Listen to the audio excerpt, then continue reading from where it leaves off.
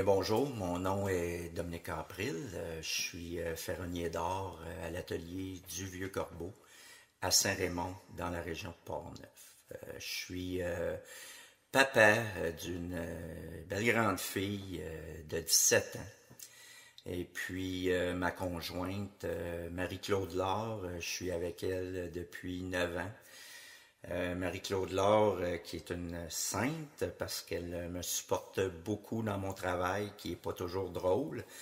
Puis ma fille aussi me supporte beaucoup, puis elle aussi, c'est une grande artiste.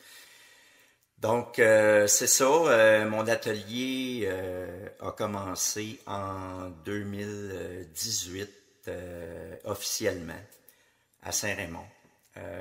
Dans mon garage, qui était auparavant juste un abri d'auto, que j'ai tout rénové, bâti et transformé en atelier de forge. J'ai une superficie de 24 pieds par 24 pieds. Puis est née en 2018 la fameuse forge thérapie.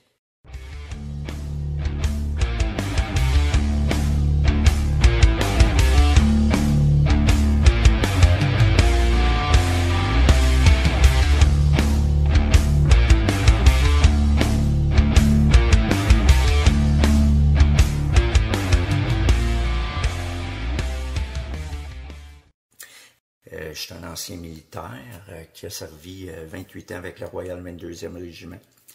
J'ai plusieurs missions à mon actif, 6 en tout. Ma dernière était en Afghanistan. Puis, au fil du temps, avec toutes ces missions-là, ma santé s'est dégradée. C'est arrivé vers la fin de ma carrière que j'ai... on va le dire comme ça, que j'ai mis un genou à terre. Puis de là, en 2013, j'ai été diagnostiqué syndrome post-traumatique.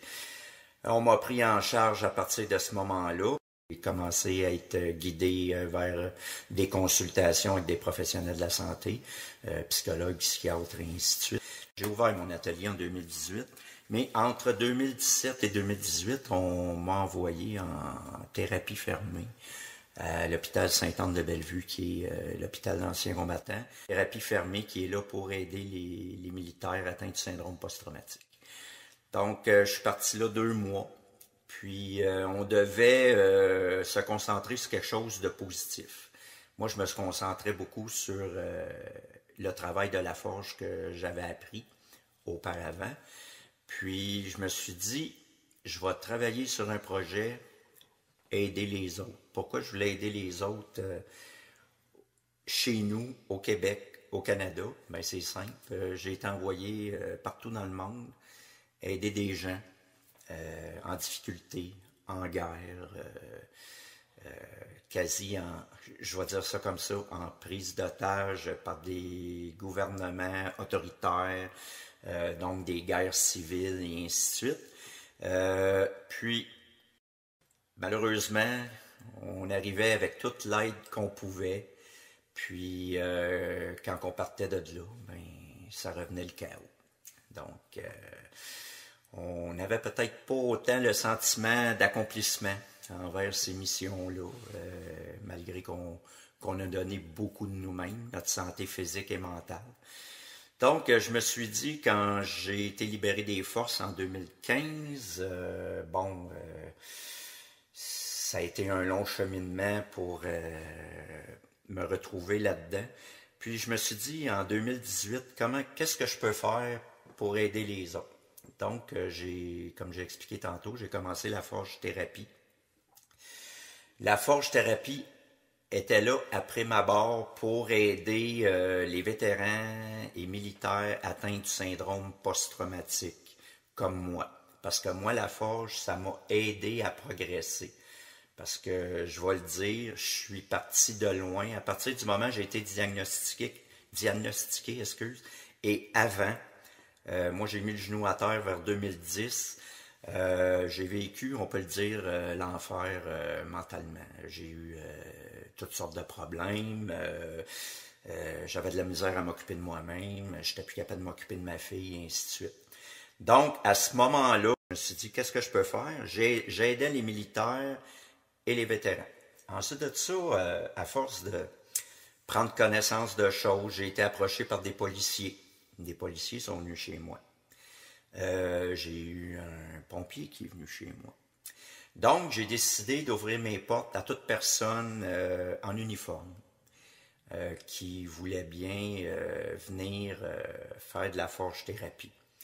La forge-thérapie, chez nous, c'est pas un programme comme tel. J'ai appelé ça comme ça. Pourquoi? Parce que j'essaye de partager mon cheminement à moi. Mais mon cheminement à moi ne veut pas dire que c'est le même cheminement que tout le monde va prendre. La chose qu'il faut savoir, syndrome post-traumatique, c'est tout un ensemble de symptômes, mais qui n'est pas vécu pareil par chaque personne. Donc, tout le monde est différent là-dedans. C'est pour ça que c'est quelque chose que c'est... Moi, j'appelle pas ça une maladie, mais que c'est un problème qui est mal compris par plusieurs personnes. OK, moi, je peux vivre l'irritabilité, l'impatience, la colère différemment d'un autre. Il y en a que ça peut être plus violent, d'autres moins violents. Ça diffère tout. Pour pallier à tout ça, bien entendu, on est, comme on dit, sous médication. Donc, c'est ça. Moi, je reçois ces gens-là chez moi. Puis, maintenant, mon atelier sert aussi à des œuvres caritatives. Quel genre d'œuvres sur lesquelles on se concentre? Bien, avec la vente d'objets de mon atelier, on ramasse des argents pour l'aide aux jeunes prises avec des idées suicidaires. On s'implique aussi dans le cancer du sein, cancer de la prostate. On s'implique aussi pour la communauté autochtone. Donc, c'est toutes des choses qu'on met sur la table pour aider tant la communauté militaire, policière, ambulancier, pompier que la communauté civile et ses problèmes.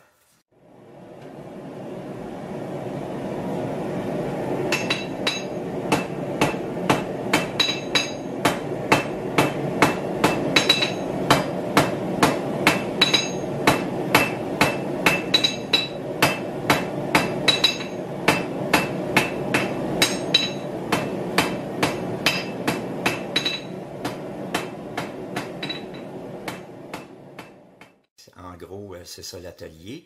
Qu'est-ce qu'il faut comprendre de l'atelier du Vieux-Corbeau? Ce n'est pas un atelier qui fait de l'argent. Chaque chose que je vends à l'atelier, chaque pièce que je fais, que je vends, est remis dans l'atelier pour permettre aux personnes avec syndrome post-traumatique de venir tout à fait gratuitement chez nous. Je vis de ma pension des Forces armées canadiennes, comme toute personne qui est pensionnée. Donc, je prends mes argents comme ça, je les remets dans l'atelier, puis ça, ben, ça permet, exemple, acheter un casque de soudure pour un nouveau venu, des gants, des marteaux qui peuvent être brisés, des pinces de plus, et ainsi de suite, pour permettre un meilleur environnement de travail pour ces gens-là. Les gens qui m'envoient ces militaires-là, puis je vais même inclure ces policiers-là, pour ce qui est du côté militaire, les militaires me sont envoyés par le centre de transition de la base de Valcartier. Ça, c'est quoi le centre de transition? C'est l'endroit où les militaires qui sont vers la sortie de leur carrière sont en attente. Ils font des tâches, des choses comme ça. Donc, le centre de transition offre mon programme à ces gens-là. À qui veut bien venir, il vient chez moi, on se rencontre, on passe une entrevue qui dure environ 1h30. Là, on passe à travers tout ce que mon atelier peut offrir. On passe à travers tout ce que la personne est prête à mettre de lui-même. À partir de là, je prends une décision. Si je rappelle la personne, c'est parce que d'après l'entrevue que j'ai faite, j'ai trouvé que la personne avait ce qu'il fallait pour venir.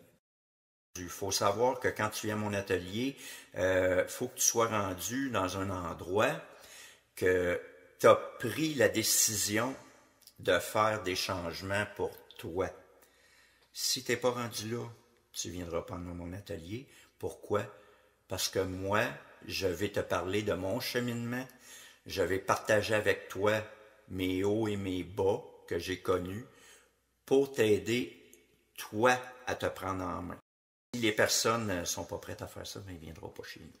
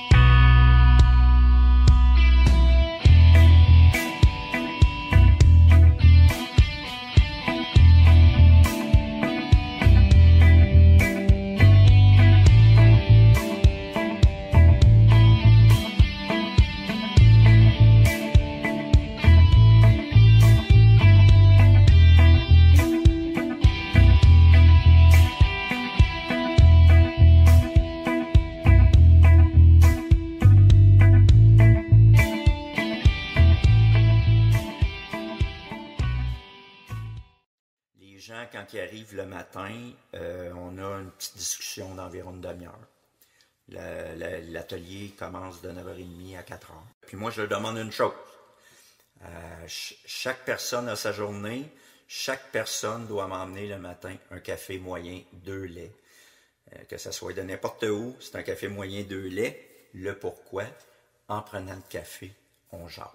Ça va me guider pendant qu'on parle à savoir quel genre de journée que je vais donner à la personne.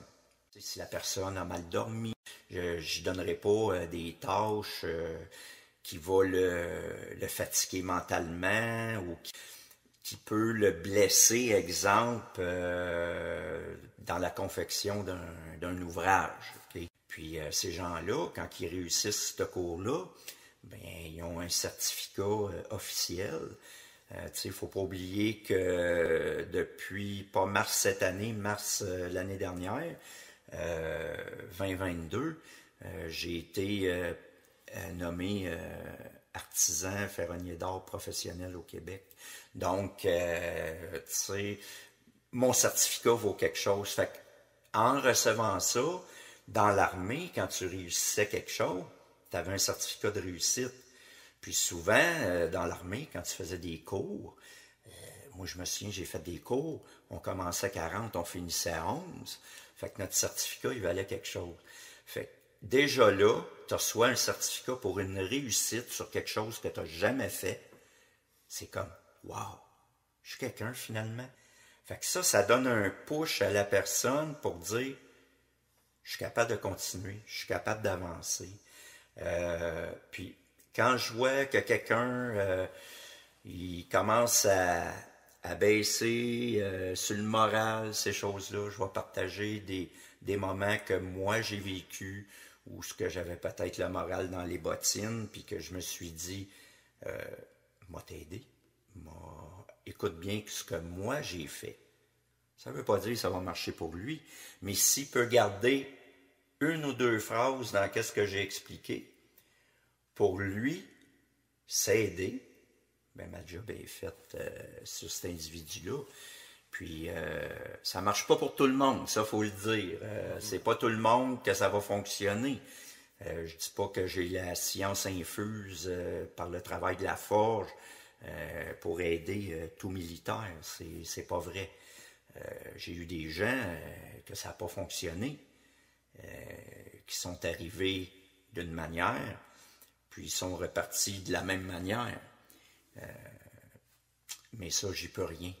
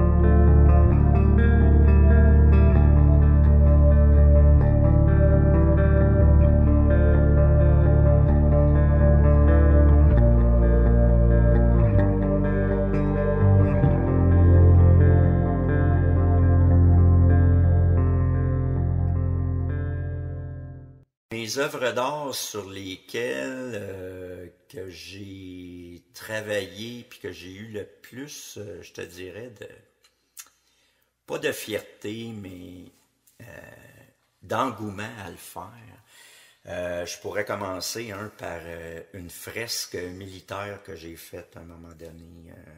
Une fresque en 3D par un jeu de lumière. OK? C'est pas des lumières qui sont dans la pièce, aucunement. C'est une pièce en acier qui est un cadre de 4 pouces de profondeur. Puis, ça représente un champ de bataille de la Première Guerre mondiale. Pourquoi j'ai fait cette pièce-là? Je voulais me rappeler des souvenirs d'un voyage que j'ai fait en Normandie. Puis, j'ai été voir des champs de bataille. Puis, quand on arrivait sur les champs de bataille en question, toute la verdure est reprise, les fleurs, les arbres sont revenus avec des feuilles, et ainsi de suite. Mais il y a une chose qui m'a marqué quand je suis allé voir les champs de bataille, c'est le silence, puis la présence. C'est quoi cette présence-là? Quand tu connais l'histoire du champ de bataille, tu as pris le temps de t'informer de cette histoire-là. Mentalement, surtout je pense quand tu es un soldat, tu fais comme j'ai le sang encore, ces gens-là sur le terrain. OK? C'est comme je sens une présence humaine, mais il n'y a personne. Puis c'est drôle, hein? T'entends, c'est tellement silencieux, tu vas entendre un oiseau au loin. Puis le son se perd, mais il vient jusqu'à toi tellement c'est silencieux. Puis tu fais comme, je sens qu'il y a encore des fantômes. OK? Puis ma pièce d'ailleurs s'appelle, moi j'ai appelé ça les ombres de la liberté. OK? Shadows of Freedom en anglais. Puis, qu'est-ce qui m'a poussé à faire ce nom-là? C'est que quand on met la fresque qui pèse environ, je te dirais, 60 livres, 60-70 livres sur un mur, avec le fond que j'ai fait oxyder, il y a 153 coquelicots forgés à la main avec du cuivre à l'intérieur. Tout est fait à la main, il y a des roses en cuivre, tout ça. J'ai mis des profondeurs avec les soldats, puis quand on regarde la fresque, nous, on se croit dans une tranchée, OK? Parce que j'ai fait comme un devant de tranchée, puis les soldats sont de l'autre côté. Puis, quand on se déplace avec une lumière de plafond, une lumière bien ordinaire, un peu comme dans ton studio, quand on se déplace devant la fresque, à cause des jeux de profondeur, on voit les ombres des soldats se promener sur le fond. En tout cas, moi je le dis de même, c'est magique. C'est de là et d'où est venu le nom Les Ombres de la Liberté. Ensuite de ça, une pièce qui est venue me chercher beaucoup, c'est la Croix du Sacrifice que j'ai forgée pour un groupe d'anciens militaires qui, pour eux, travailler sur leur syndrome post-traumatique, font de la plongée. Puis on m'a demandé, à un moment donné, un ancien confrère de travail, Donald Leroux, il est venu me voir, puis il m'a demandé, tu serais-tu capable de nous faire un monument pour mettre sous l'eau auquel qu'on pourrait se rassembler le 11 novembre en plongée pour aller faire une minute de silence sous l'eau, pour commémorer l'amnistie. Fait que là, moi, quand il m'a demandé ça, j'ai un hamster tout le temps qui tourne dans ma tête. Puis à un moment donné, j'ai le deuxième, mais il tourne de l'autre bord. Fait que ces deux frictions-là, ça clash, puis j'ai une idée. Donc, j'y vais. Je dis, Donald, oui, je te fais ça, j'ai déjà une idée. Cette croix-là a été basée sur la Première Guerre mondiale, à la signature de l'amnistie, okay, qui est le 11 novembre 1918. Puis, j'ai fait une couronne de coquelicots au pied de la croix. Puis, dans la couronne, j'ai fait comme une banderole en acier qui représente la date de l'amnistie. Ensuite de ça, j'ai la croix que j'ai conçue. J'ai voulu rendre hommage en même temps aux nouveaux vétérans. Les croix du passé ont une certaine forme. Puis, c'est une forme pleine. Okay? C'est une forme souvent rattachée avec l'épée au centre et ainsi de suite.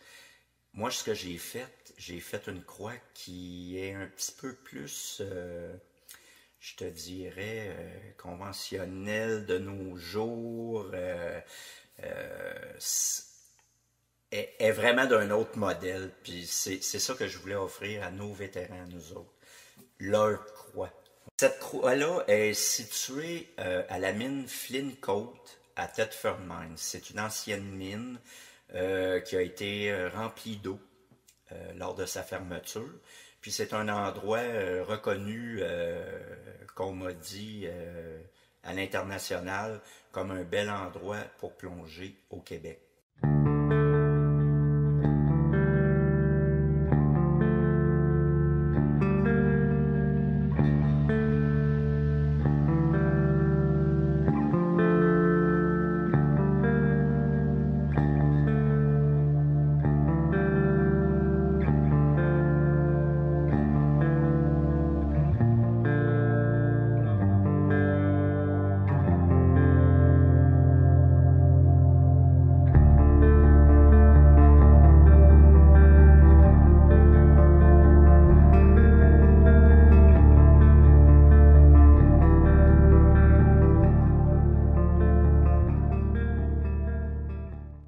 C'est pas parce qu'on est syndrome post-traumatique qu'on n'est plus capable de gérer des choses, c'est faux. La seule différence d'avant et après, c'est que j'apprends à vivre avec une blessure, qui est ce qu'on appelle en termes médicaux une blessure de stress opérationnel, qui est le syndrome post-traumatique. J'apprends à vivre avec. Moi, comme militaire, j'étais un gars, c'était à fond ou pas pantoute. J'avais pas de neutre. Dans mon art, c'est pareil. Pas de demi-mesure. Je suis fatigué, découragé. Je vais aller chercher l'énergie que j'avais comme soldat, le peu que je connais, qui peut me rester. Je vais aller en piger dans moi, puis je vais la transposer dans ce que je vis avec ma blessure de stress opérationnel. Quand je mets mon seau personnel sur une pièce en acier, moi je ne serai plus là, puis la pièce va être encore là en 28-42. Si la personne l'a gardée puis l'a passée dans sa famille, elle va être encore là. Hein, on retrouve des vieilles choses qui datent des années 1700-1800, signées par un artisan. On se souvient de lui. J'ai reçu une médaille en avril l'année passée des mains de mon député de Portneuf, M. Vincent Caron. J'ai rencontré M. Caron à mon atelier, genre peut-être 5-6 mois avant la réception de cette médaille-là. Moi, j'avais lancé une invitation comme ça. Il y avait des militaires dans Portneuf qui s'impliquaient à travers la forge pour aller chercher du bien-être. Puis ça l'a intéressé M. Caron, puis il a pris un rendez-vous, venez me voir. J'ai bien aimé sa visite, mais à l'époque, en plus, j'étais comme en construction de mon atelier. Je peux dire que c'est M. Caron qui m'a aidé à finir mes murs puis mon fond. Parce que quand il est arrivé, j'étais encore sur la laine minérale puis le plastique. Mais non, il est venu me rencontrer, puis j'avais justement, moi je les appelle mes candidats. J'avais un candidat qui était présent, il a posé des questions, ainsi de suite. Il s'est informé de nos problèmes, syndrome post-traumatique, puis comment on vivait ça à travers la forge, puis les missions qu'on a faites, puis tout ça. Puis, il est parti, très intéressé, on s'est serré la main, puis continue ton bon travail, puis tout ça. Puis, ça, il faut que je le mentionne, parce que ma blonde, on peut dire ça de même, elle a été ratoureuse. J'avais jamais vraiment parlé de mon temps d'armée avec ma conjointe, Marie-Claude, puis tout ça. À un moment donné, on va au restaurant. Toi, mon chéri, t'es allé en ex-Yougoslavie, hein? Oui, oui, oui, je suis allé en ex-Yougoslavie. 93, 95, j'y étais en 2001 quand c'est devenu la Bosnie-Herzégovine. Puis là, ben, là, j'y ai tout dit mes missions. T'as servi avec le commando, hein? Il me semble que tu m'avais dit ça. À un moment donné, tu sautais en parachute, tout ça. J'ai dit oui. Elle s'est informée de tout ça, ratoureusement. Puis même moi, des fois, je me posais des questions. Hein, comment ça, tout d'un coup, elle s'intéresse à mon pedigree militaire, tu sais. Puis finalement, à un moment donné, je reçois un appel du bureau de M. Caron. Oui, j'aimerais ça savoir qu'est-ce que représente le corbeau pour ton atelier. J'explique en quoi consiste le corbeau, le pourquoi. Ma blonde a dit, elle dit, Monsieur Caron va venir, hein? J'ai dit oui. Elle dit, habille-toi un petit peu, là. Enfin, fait que je dis OK. Là, ça commençait à. Bon, j'ai dit, ils vont peut-être venir, je sais pas, moi, éclater les montrer. Ça, je ne sais pas. Ben non, hey, ça débarque avec le drapeau du Québec, un lutrin, les photographes de M. Caron, la secrétaire, tout ça.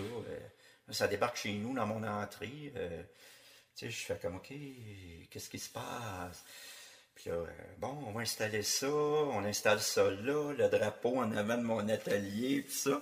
Puis, et oui, M. Caron, il dit, on va processer une petite cérémonie. Il dit, j'ai vraiment, je trouve que tu amènes une belle contribution à la société.